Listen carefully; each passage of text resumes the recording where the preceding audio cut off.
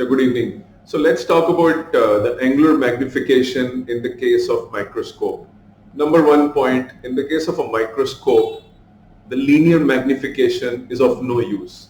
Because if you're seeing something like a bacteria or a cell, the linear magnification does not matter. You cannot have, linear magnification being used for very small objects. The better way to look at magnification in the case of microscope is angular magnification. So again, the visual angle subtended on the retina when you're looking through the microscope is alpha.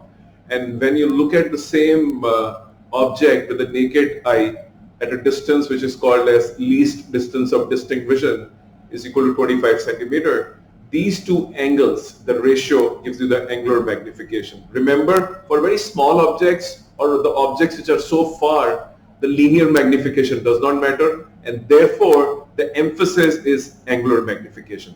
I hope this helps. Thank you very much.